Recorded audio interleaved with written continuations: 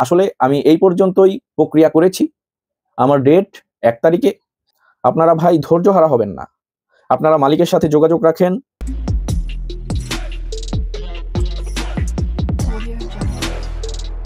আসসালামু আলাইকুম।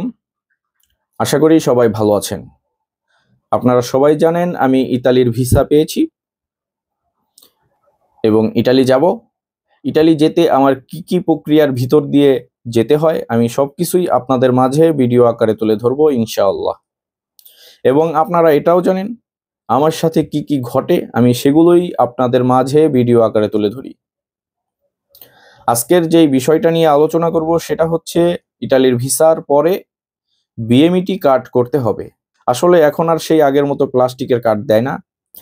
সেই প্রক্রিয়াগুলো আমি আপনাদের মাঝে তুলে ধরবো এবং আমার সাথে যা ঘটবে সেগুলোই আমি আপনাদের মাঝে ধাপে ধাপে বলবো। এখন যেটা বলবো সেটা হচ্ছে বিএমইটি করার জন্য আমি কি করলাম। আমি এর আগের ভিডিওতে আপনাদেরকে জানিয়েছিলাম যে বিএমইটির জন্য আমি প্রবাসী অ্যাপ সেটা লগ ইন করেছিলাম, কিন্তু পরবর্তীতে আর ধাপ আগাতে পারছিলাম না। এর জন্য আমি একটা কম্পিউটারের দোকানের সাহায্য নেই। যেই বিষয়টা বলবো এখন সেটা হচ্ছে বিএমইটি কার্ড করার জন্য প্রথমত আপনাকে আমি প্রবাসী অ্যাপ লগ ইন করতে হবে।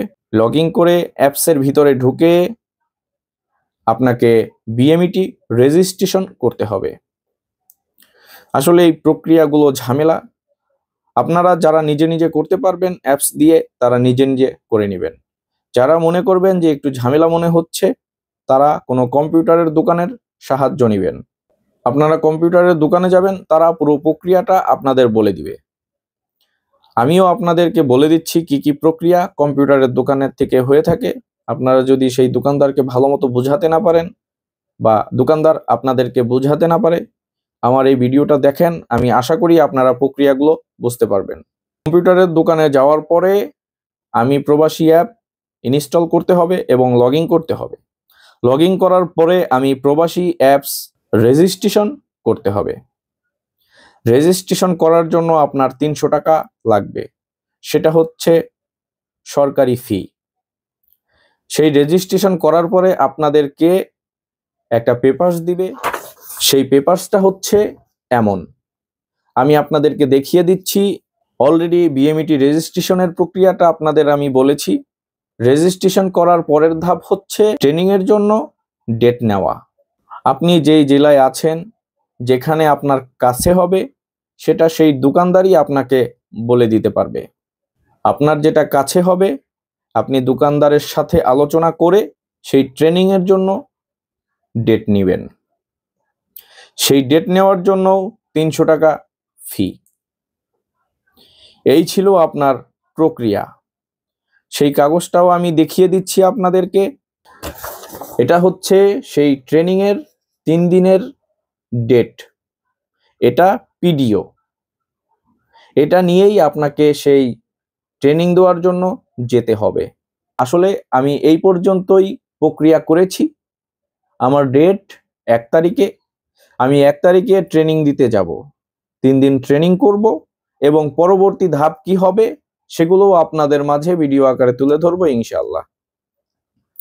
এবং অনেক ভাই আমাকে বলছেন, অনেক ভাই প্রশ্ন করছেন, কমেন্ট করছেন এবং ফেসবুক পেজের মেসেঞ্জারে পার্সোনালভাবে নক দিচ্ছেন, দিয়ে বলছেন যে ভাই আপনার যে পুরো প্রক্রিয়াটা আবেদন থেকে শুরু করে এখন ভিসা পাওয়া পর্যন্ত একটা ভিডিওর ভিতরে পুরো প্রক্রিয়াটা তুলে ধরবেন এবং বলবেন, তাহলে আপনার পুরো প্রক্রিয়াটা আমাদের বুঝতে সুবিধা হবে। আপনাদের জন্য এই পুরো প্রক্রিয়ার ভিডিওটা আমি কালকে করব।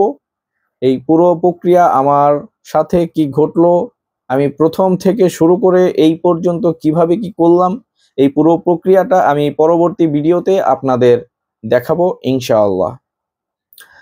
আর যে বিষয়গুলো নিয়ে কথা বলবো সেটা হচ্ছে অনেক ভাই অনেক কিছু বলছেন, অনেক কিছু জানতে চাচ্ছেন আমার কাছে। আসলে সেই বিষয় নিয়ে আমি যেটা বলবো, আপনারা ভাই ধৈর্য হারা হবেন না।